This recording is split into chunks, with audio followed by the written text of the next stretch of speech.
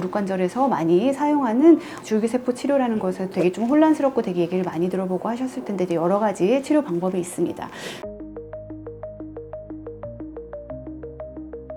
안녕하세요. 두발로병원 이정아입니다.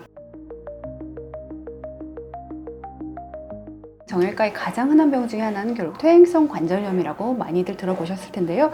퇴행성 관절염이라는 병은 퇴행성 말 그대로 나이가 들어감에 따라서 노화가 진행됨에 따라 관절 연골에서도 일생 동안 계속해서 체중이 실리고 닳아서 얇아지는 병을 퇴행성 관절염이라고 합니다. 퇴행성 관절염의 기본적인 치료는 연골이 닳아서 얇아지면서 염증 세포들이 몰려들면서 염증 반응을 일으켜서 통증이 발생하는 거기 때문에 염증을 줄여주고 통증을 줄여주는 약물치료, 물리치료, 주사치료 이렇게 해볼 수 있는 건데요.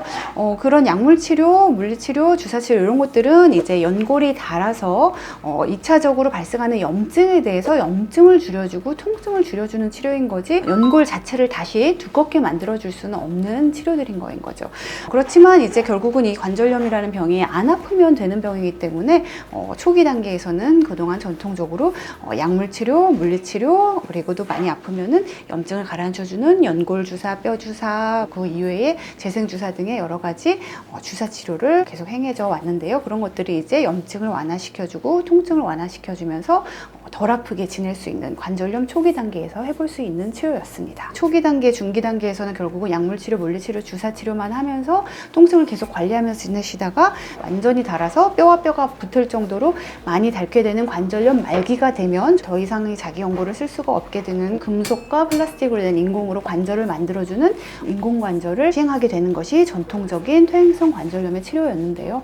인공관절 할 정도로 퇴행성 관절염 말기가 되지는 않은 초기, 중기 단계에서의 통증만 완화시켜주는, 염증만 완화시켜주는 전통적인 약물치료, 물리치료 이런 것 이외에 좀 더 관절 연골의 재생을 촉진시켜주는 치료들이 많이들 개발되어 왔고 현재도 연구 진행 중인데요.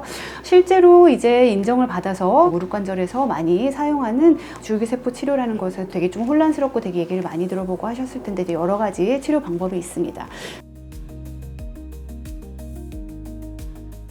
그 중에서 이제 현재 인정을 받아서 우리나라에서 가장 흔하게 많이 행해지는 줄기세포 치료로는 비맥, 본메로우 아스피레이션 컨센트레이션이라고 해가지고 자가 골수 흡인 농축물이라고 해서 골반에서 가장 접근하기가 쉽기 때문에 골반에서 기구를 이용해서 골수를 뽑아다가 원심분리기를 돌린 다음에 줄기세포가 가득 담아있는 농축물을 떼서 무릎에 주사하는 치료, 자가 골수 흡인 농축물이라고 하는 비맥이라고 많이 행해지는 자가 골수 줄기세포 치료라고 할 수 있겠고요. 골수를 채취하고 원심분리기 금방 돌려서 무릎에 주사하는 거기 때문에 외래로도 가능한 시술이고 입원을 하더라도 1박 2일 이상의 입원 기간은 필요 없는 간단한 시술이 되겠고요.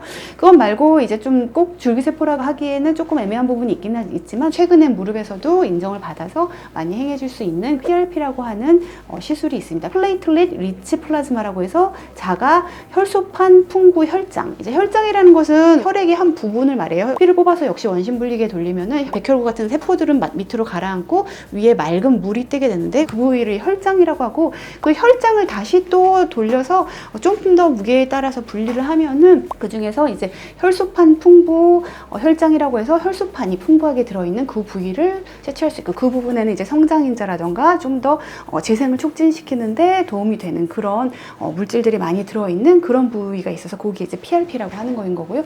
그 PRP를 또 역시 무릎에 주사하면 이제 성장인자가 많이 들어있는 좋은 성분들이 있으니까 어느 정도 재생과 통증 완화와 이런 것을 기대할 수 있는 치료들이 PRP. PRP와 비맥의 차이는 PRP는 성장인자들이 가득 들어있는 자기 세포를 자기 혈액에서 뽑아서 주사를 한다는 것인 거고 비맥은 골반에서의 골수를 채취해서 가장 줄기세포가 많이 풍부한 부위를 관절에 주사해서 관절 연골의 재생을 촉진시켜주는 이 차이가 있는 것이고요. PRP나 비맥의 좋은 점은 자기 것을 이용한다는 거죠. 자기 혈액과 자기 골수를 이용하기 때문에 뭐 남의 것이나 그런 것에 의해서 일어날 수 있는 반응, 뭐 알러지 반응이라던가 다른 감염이나 더 그런 위험에서 조금 더 자유로울 수 있는 그런 장점이 있는 것이 PRP와 비맥이 무릎 관절에서 많이 하실 수 있으신 간단한 시술이 되겠습니다. 그리고 이제 또 더 줄기세포 중에 또 많이 들어본 것 중에 하나가 카티스템이라고 하는 사실 상품명이긴 한데요. 그 제대혈에서 중간엽 줄기세포 줄기세포라고 뼈와 관절 연골을 만드는데 처음 시작되는 그 줄기세포가 있습니다. 그 줄기세포가 제대혈에 굉장히 풍부하게 있기 때문에 그 중간엽 줄기세포를 분리한 다음에 그거를 배양을 해서 제품으로 만들어져서 나오는 제품이 카티스템이라고 하는 제품인데요. 카티스템이라고 하는 것은 보통 시술이라고 하지는 않고요. 관절경으로는 수술이 되겠고요.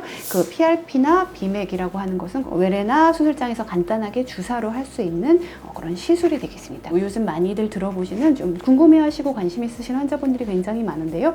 줄기세포 하러 왔어요. 줄기세포는 어떤 건가요? 라고 물으시면 사실 이렇게 각각의 다 여러 가지 줄기세포 수술들이 있어서 각각의, 그리고 이게 또 아무나 모두에게 다 할 수 있는 것은 아니고 관절경이나 MRI에서 관절 연골의 손상의 두께에 따라서 PRP나 비맥에 적응증이 될 수 있겠고, 연골이 전층이 다 손상된 이런 경우에는 이제 카티스템이라고 하는 제대열 줄기세포의 적응증이 됩니다. 결국은 전문의 의사들이 각각의 검사를 통해서 판단을 해서 각각이 적응증이 되는지를 판단을 해드릴 수 있는 것인 거고, 무릎이 아프신 관절염이 있으신 환자분들은 병원에 내원하셔서 검사를 해서 어떤 치료가 본인에게 가장 맞고 가장 효과가 있는 치료인 건지 전문의의 상담을 통해서 수술 및 시술 여부를 결정하실 수 있겠습니다.